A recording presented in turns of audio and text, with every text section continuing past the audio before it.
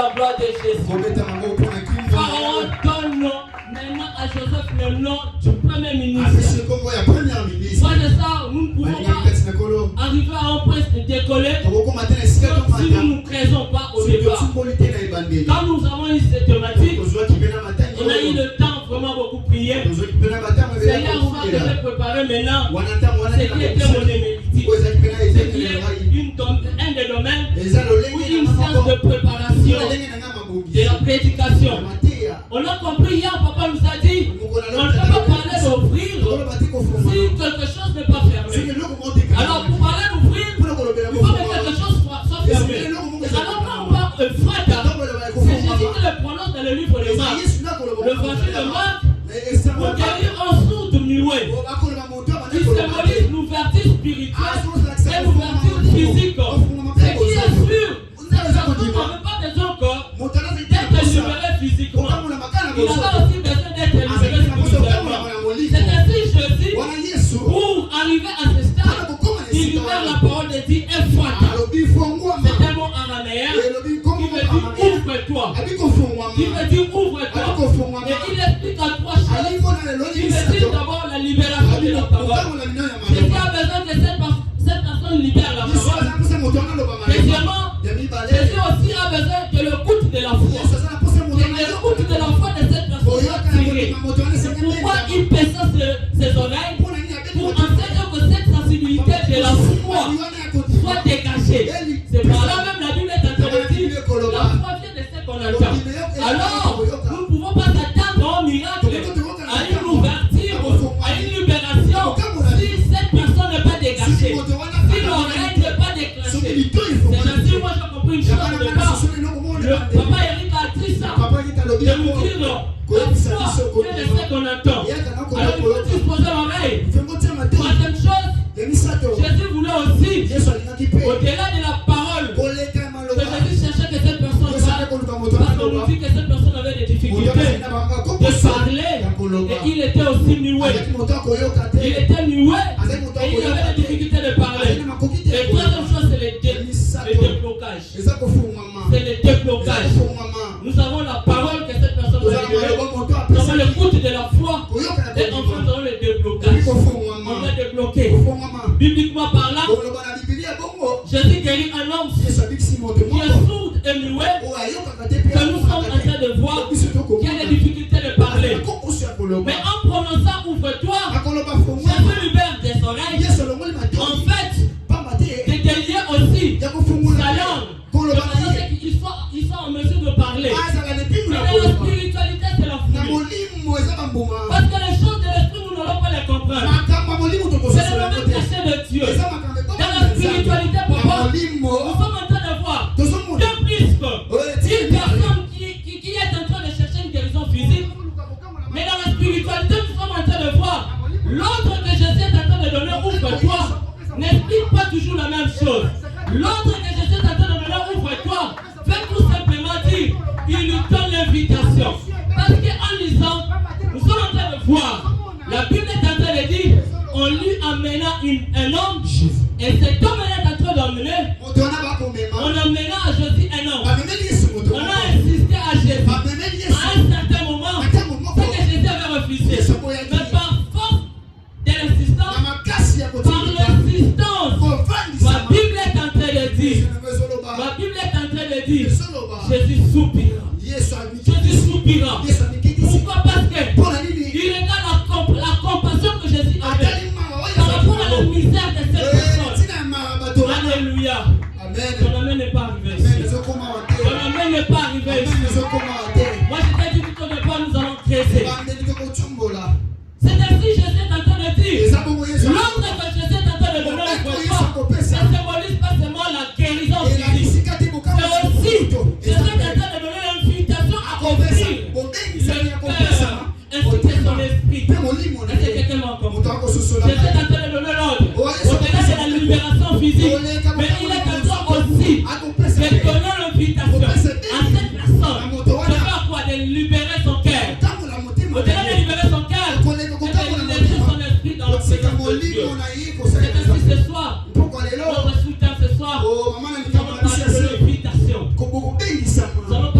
l'invitation à la rencontre d'une destinée. L'invitation à la rencontre d'une destinée. C'est bien sûr. Tu es venu ce soir parce que tu as reçu une invitation. Mais au-delà de cette invitation, nous voulons te dire, c'est le peuple qui t'a invité. Nous ne sommes que les gérants. Mais il y a un poste établi. Qui t'a appelé ce soir. Qui t'a appelé durant ce programme. L'invitation qui t'est donnée, c'est une invitation urgente. C'est une invitation gracieuse. C'est la grâce. C'est pas l'exception de personne. C'est l'histoire musulman. C'est l'histoire du catholique. C'est l'histoire de n'importe quelle religion. Mais ce soir, Jésus t'a appelé. Durant ce programme, Jésus t'a appelé. Est-ce que tu peux dire à ton voisin, Jésus t'a appelé? Jésus t'a appelé. Est-ce que tu peux dire à ton voisin, Jésus t'a appelé? Durant ce programme, Jésus a besoin de toi. Quand nous parlons d'une invitation, nous tous nous connaissons, ce n'est pas une invitation. L'invitation, c'est juste un appel. Mais dans ce contexte, quand on parle de l'invitation, vous devez comprendre une chose. Dans ce contexte, nous parlons d'un appel divin. Gracieux. Que Dieu a donné. C'est une démarche d'amour personnel. Parce que nous voyons aussi même en lisant cette portion de la Bible. La Bible est en train de dire dans Marc chapitre 7, le verset 34. Jésus eut compassion. Jésus soupira. Parce que la soupir, quand il soupire, c'est là tout simplement dire il a eu de la compassion. Pareil pour une personne arrive à t'inviter, il faut que vous ayez un peu une relation. Vous devez entretenir, vous devez avoir l'amour personnel avec cette personne. C'est ce que Jésus est en train de nous expliquer. Pour qu'une personne arrive à vous inviter, il faut un amour personnel. Un amour personnel intense. Et c'est pourquoi c'est là ce soir. Et la Bible est en train de dire Jésus soupira. Dans le soupir, nous voyons la compassion que Jésus a envers la misère. C'est ainsi quand tu regardes ta vie, les choses ne marchent pas. Tu regardes la vie de tes enfants, les choses ne marchent pas. Tu commences à normaliser certaines choses. Tu dis maintenant c'est normal dans ma famille. D'ailleurs, dans ma famille, nous avons un grand-père qui a vécu ça. Mais d'ailleurs, dans notre famille, il n'y a personne qui n'a jamais touché de millions. D'ailleurs, dans notre famille, il y a une personne qui s'est mariée et arrivée à un mariage qui est stable. Dans notre famille, personne n'a été honoré. Dans notre famille, c'est difficile d'avoir un visa. C'est de ça. Jésus a de la compassion. Durant tous ces programmes, sur une vie. Mais au-delà de ça, on a une thématique et puis on est profond. Il a dit Ephata. Dans Ephata, nous avons deux façades. Le deux façades que nous voyons, nous avons d'abord l'adoration. Nous voyons l'adoration. Dans l'adoration, nous comprenons certaines choses. Alors moi j'ai souvent dit, je suis comme le conducteur des guides. Quand nous allons adorer. Parce que l'adoration, c'est quelque chose que Dieu nous a caché. L'adoration n'est pas sous notre contrôle. Il y a la différence entre l'adoration et la louange. La Bible est en train de dire dans Psaume 150. La Bible est en train de dire, si j'imagine, dans le livre de Psaume 150, le verset 6, la Bible est en train de dire que tous ceux qui respirent louent l'Éternel. C'est ça quand même quand tu comprends la différence. L'adoration et la louange ne sont pas la même chose. La louange est dit pour tout le monde. Les païens aussi peuvent louer. Les païens peuvent louer. Mais l'adoration, ils ne peuvent pas le faire. Parce qu'il y a une condition. Mais dans la louange, la condition est que la personne soit vivante. Parce que la Bible est en train de dire que tous ceux qui respirent louent le nom de l'Éternel. Tu as le souffle de vie. Tu as l'opportunité, la possibilité de louer Dieu. C'est pourquoi tu verras que le nom des gens de ce côté-là, ils sont dans le monde du ténèbre. Et eux aussi, ils louent l'Éternel. Quand il arrive à la maternité, il a un bébé, il loue l'Éternel. Quand il a du boulot, il arrive à un moment où louer l'Éternel. Quand il arrive, il a un travail, quand il arrive à un visa, il loue l'Éternel. Mais l'adoration, la différence entre l'adoration et la louange, la louange, c'est le siège de Dieu. Parce que la Bible est en train de dire, je siège au milieu des louanges et des cantiques. Mais l'adoration, c'est le trône de Dieu. L'adoration, c'est le trône de Dieu. J'ai toujours dit, là où je suis, au conducteur d'équipe, il faut pas nous dire maintenant nous allons adorer.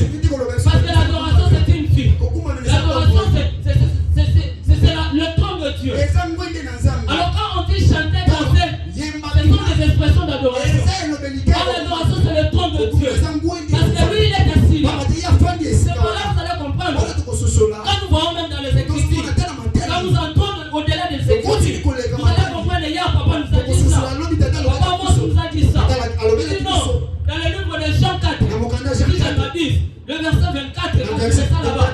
La Bible est en train de dire le frère adorateur adoreront le Père. Qu'est-ce que cela veut dire? Adoreront le Père.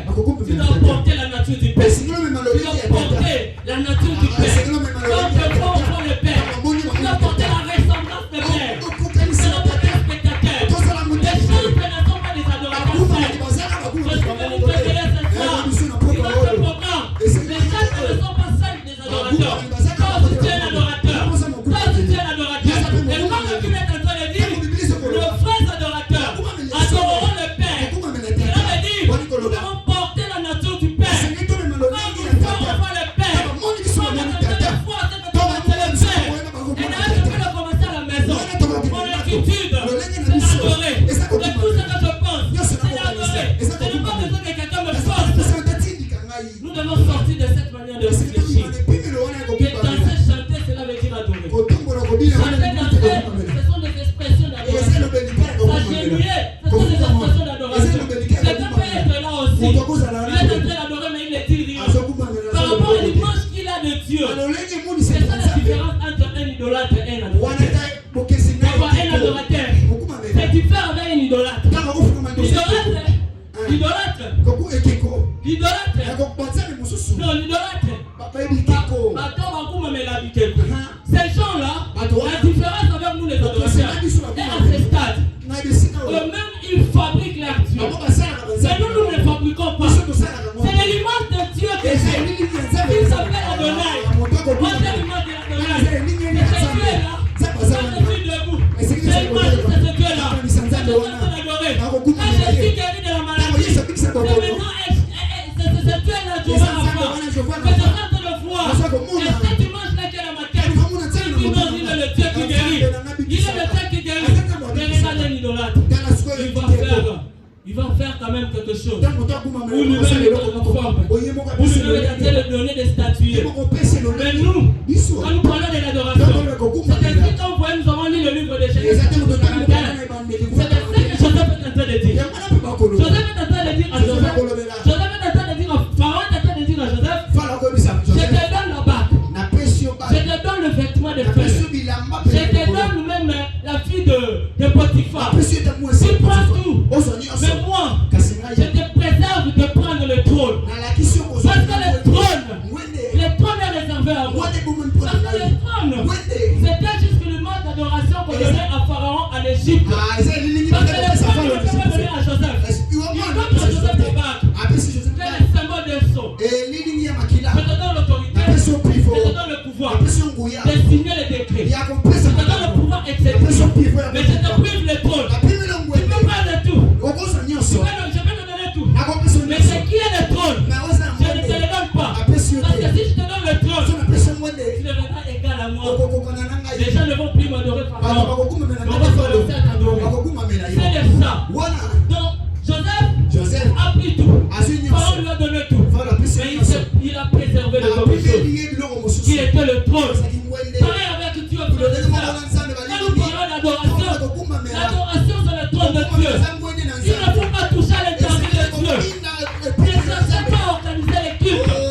Mais cet esprit lui-même organise les cultes. Personne ne peut organiser les cultes. Personne ne peut organiser les cultes. Tu ne peux pas rester à la maison, tu es chez toi. Je vais te révolutionner ce soir. Tu ne peux pas rester à la maison toute la semaine. J'étais seulement le dimanche, je viens à l'église. Une personne est là avec son stylo en train de préparer les cultes pour toi. Arrivé maintenant le dimanche, tu dis, mets-toi chez nous, on va adorer. Je dis non, tu peux commencer à faire ceci. Maintenant, tu peux préparer les cultes dès la maison. Parce que c'est le domaine de Dieu. Quand tu adorer, cela veut dire nous devons porter la nature du Père. La ressemblance du Père. C'est le ça que Pharaon est en train de dire à Joseph. Joseph, je te donne la base. Joseph, je te donne les habits. Joseph, je te donne même tout ce qui est. Le pouvoir et l'autorité. Je te donne le pouvoir exécutif. Le pouvoir signer les décrets. Et comme premier ministre. Mais je te prive du trône. Parce que le trône, c'est l'intérêt de Dieu. Tu ne peux pas toucher à l'intérêt du roi Joseph. Je prie pour toi. Dans tout ça que tu peux faire. Étant adorateur. Tu ne peux pas toucher à l'éternité de Dieu. Tu ne peux pas toucher à l'éternité de Dieu. Tu ne peux pas toucher à l'éternité de Dieu. Pour passer l'adoration, c'est l'éternité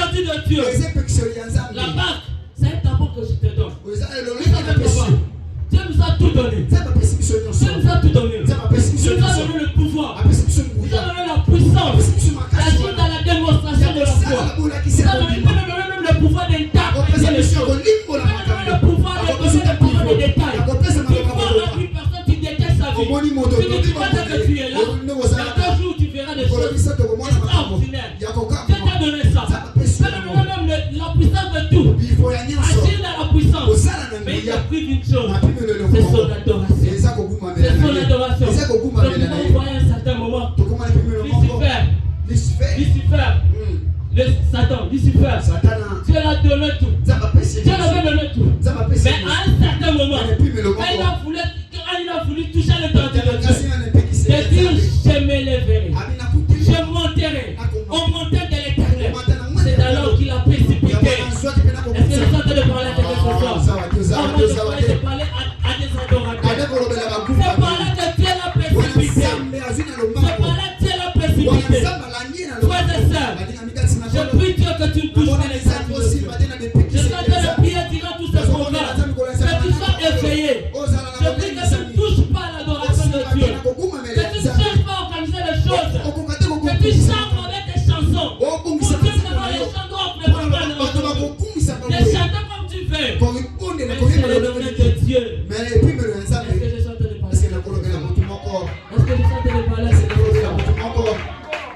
L'un des grands dangers que les hommes sont en train de commettre, ils veulent prendre le trône de Dieu. Ils veulent prendre le trône de Dieu. C'est pourquoi tu vois quand Dieu leur donne l'autorité, que ce soit en politique, que ce soit dans le ministère, Dieu t'a établi dans un département. Dieu a berger quelque part. Dans le département des enfants, le ministère des enfants, dans l'adoration, là où il y a des chantres, il t'a établi là-bas. Dans le protocole comme président, il t'a établi là-bas. Dans quelques départements, la presse est haute.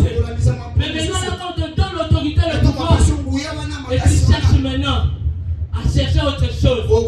Tu te dis, moi j'ai le pouvoir, j'ai l'autorité. Mais ce qui me manque de prendre l'adoration, c'est quand tu arrives à faire des choses dans les départements, tu n'as même pas besoin d'entendre le conseil de Dieu. Faites attention. Ne touchez pas à l'adoration de Dieu. Ne touchez pas à l'adoration de Dieu.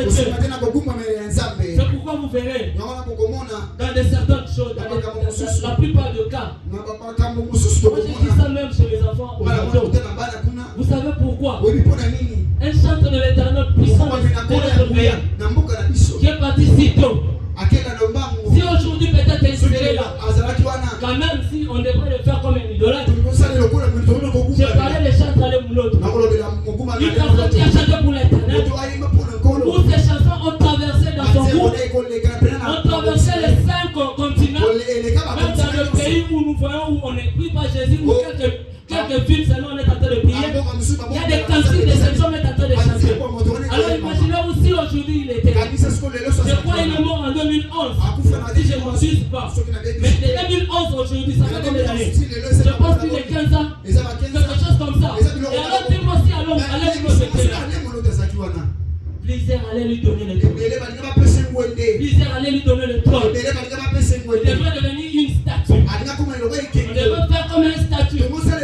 Pour aller le voir, il faut une consultation. Alors aujourd'hui, la plupart des hommes de Dieu cherchent à prendre l'adoration de Dieu. La gloire n'est pas à nous. C'est pourquoi nous parlons d'adoration. Une grande action d'adoration. Ephata. Dis avec moi Ephata. Dis avec moi Ephata. Dis avec moi Ephata. Non, tu ne dis pas bien. Dis avec moi Ephata. Papa Eric. Papa Amos. Je ne comprends pas ici dans la vie de cet homme. J'étais en train de dire, ouvre-toi. Mais apparemment, je suis en train de voir en lisant la Bible, il y a 2 problèmes. Le problème au niveau des oreilles, et il y a un autre problème au niveau de la bouche. Mais comment Jésus est en train de dire ouvre-toi? Au lieu de dire ouvre-toi, je ne comprends pas. Mais si le problème est au niveau de la bouche, et le problème au niveau de la langue, Jésus allait dire ouvre-vous. Mais comment Jésus est en train de dire ouvre-toi? J'allais au premier droite. Je suis en train de prier. Pour toi ce soir, tu vas savoir dans les 5 liens de la parole déclarée de Dieu. Si tu as dit une parole, dans cette parole il y a tout. Prie au nom de Jésus. Tu peux avoir plusieurs problèmes. Tu peux avoir plusieurs problèmes. Tu peux avoir des problèmes de santé. Tu peux avoir des Tu peux avoir des problèmes de voyage. Tu peux avoir des problèmes de suite. Mais la simple parole de Dieu, il y a la guérison. Il y a la solution. Jésus dit ouvre-toi. On a dit ouvre-toi. Parce qu'il y a des problèmes des oreilles. Il y a des problèmes de la bouche. Il fallait que Jésus dise ouvre-toi. Il avait dit ouvre-toi. J'ai compris directement. Dans les 5 liens de la parole déclarée de Dieu. Quand Dieu libère la parole, quand il libère la parole, dans tout il y a le multiple solutions. Tu peux avoir 10 problèmes. Tu peux avoir 15 problèmes. Mais je serai avec toi. Je serai avec toi. Je serai avec toi. Je serai avec toi. Dans la maladie, je serai avec toi. C'est comme une mère. Quand il y a la guerre, il a 10 enfants. La guerre arrive.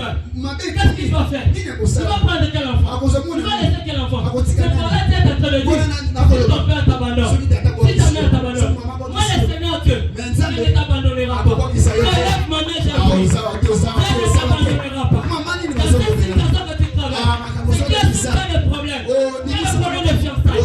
Tu es toujours déçu. Tu as des problèmes de maternité. L'enfant, tu cherches l'enfant. Vous savez le monde, papa Eric, le monde est tellement méchant.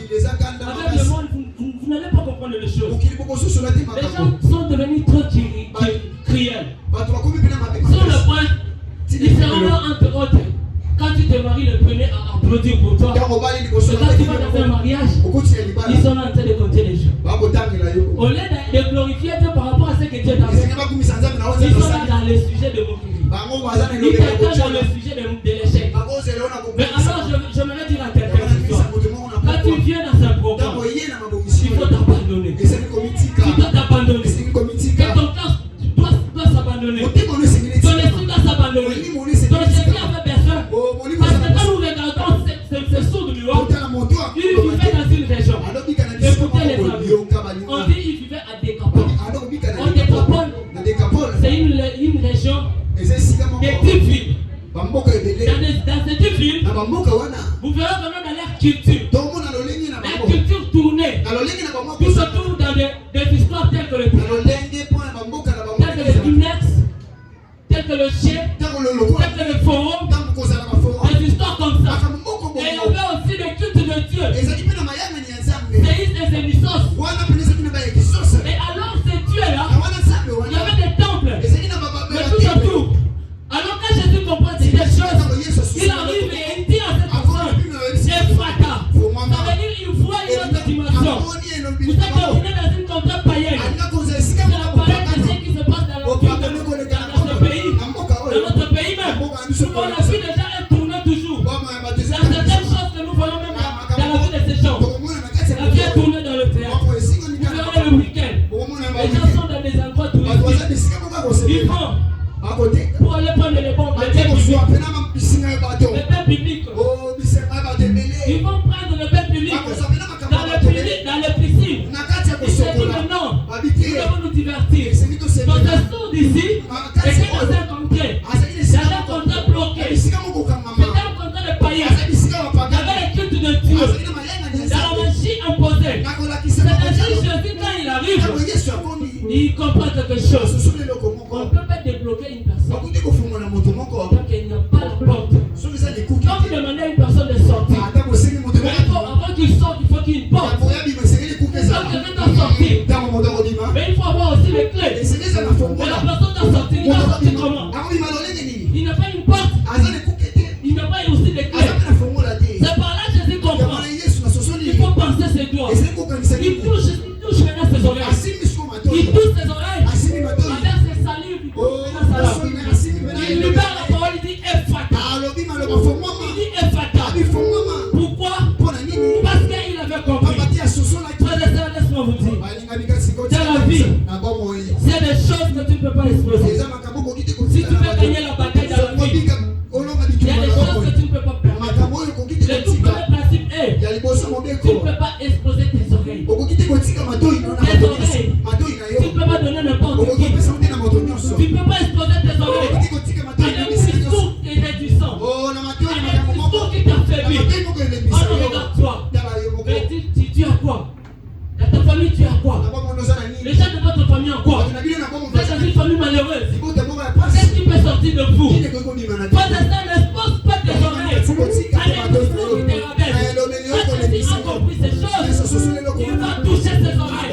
En d'autres termes, ne laisse pas l'ennemi t'éduquer ses valeurs. Ne laisse pas l'ennemi t'éduquer ses valeurs. Pourquoi? Parce que en t'exposant à laisser les oreilles, tu es en train de laisser l'ennemi le prendre le terrain. C'est arrivé même à Goliath. Goliath arrivé à un certain moment. Qu'est-ce que Goliath fait? La Bible est en train de dire, Goliath est arrivé, il jette un défi. Il dit aux Israélites, il dit personne de votre camp ne peut me battre. Il jette le sort. Il jette le sort. Et alors, il a fait, la Bible est en train de dire, il a fait pendant 40 jours. Quand il venait, il parlait avant de le combattre. Et ma Bible est en train de dire, les enfants d'Israël reculent. Les enfants d'Israël reculent. Pourquoi les enfants d'Israël reculent?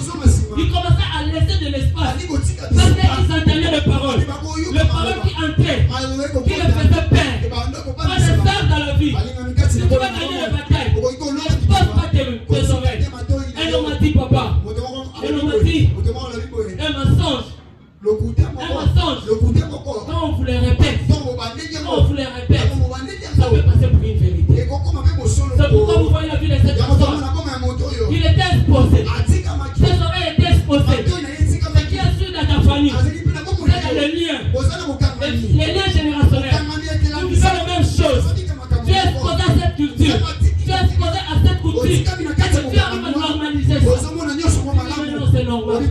Notre grand frère est né. À l'étudier a fini. À l'éduquer, mais il n'a pas du boulot, c'est normal. C'est en train de dire, mais voilà, ma grande sœur est née.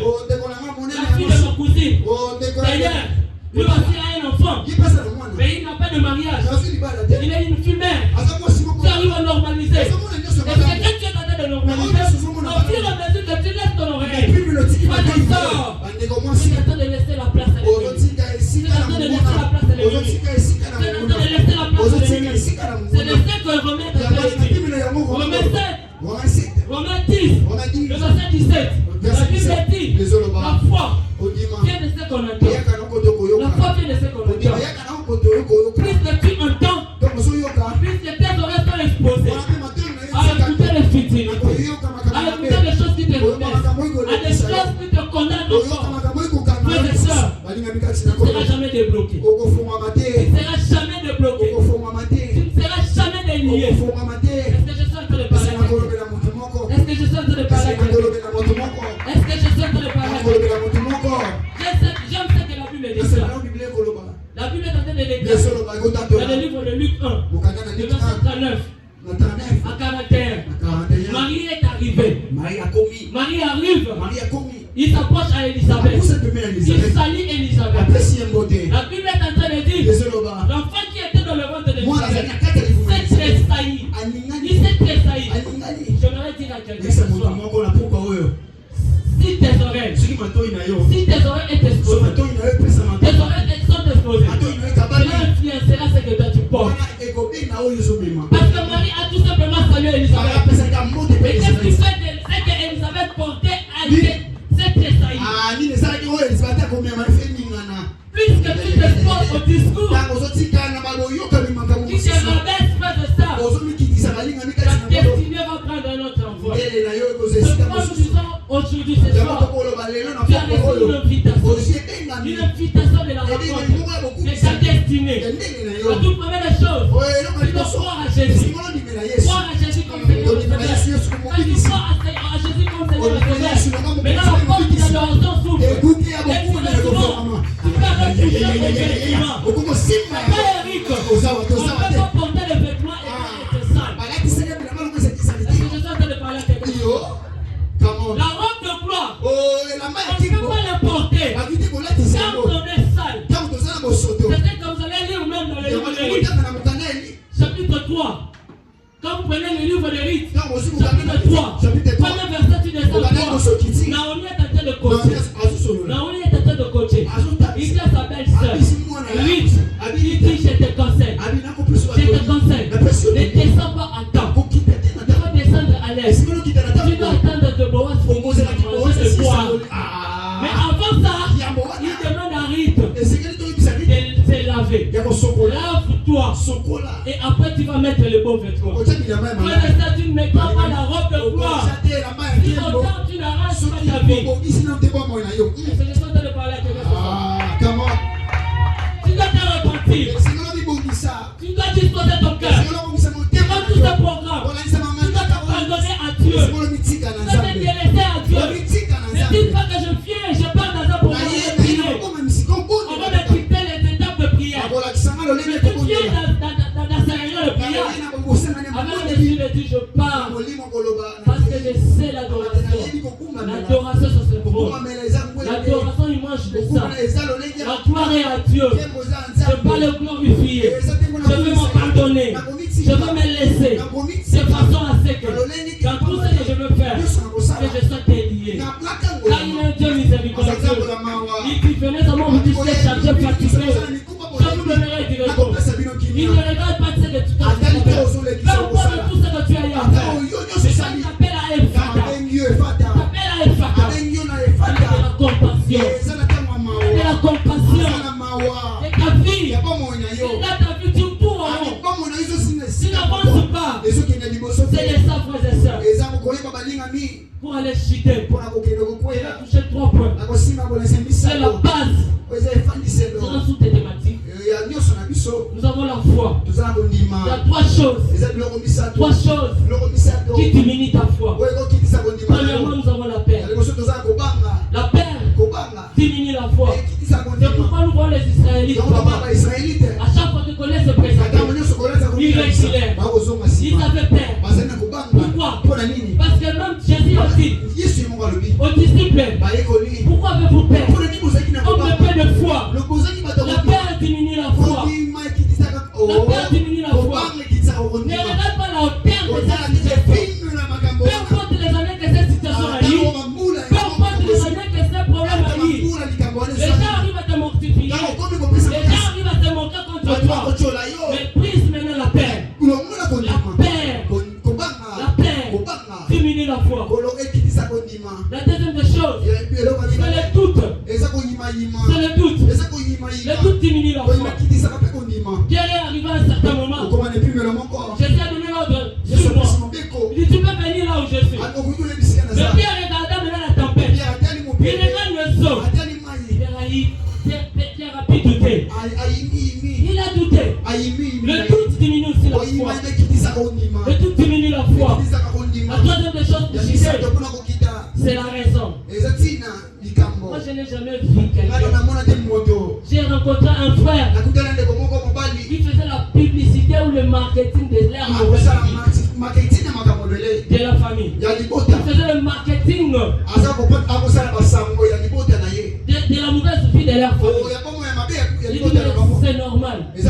Nous sommes dans une famille où les choses n'évoluent pas. Ce qui est important, c'est organiser les choses avec mes enfants. Même s'ils n'étudient pas, je m'en fiche de ça. Donc, il est en train de donner quelque chose qui n'est pas normal. Il donne la raison. Il se justifie par rapport à ce qu'il vit. Quand je sens ce soir, tu dois briser la paix. Tu dois briser la paix. Tu dois briser le doute. Tu dois briser les raisons. Tu dois briser les raisons.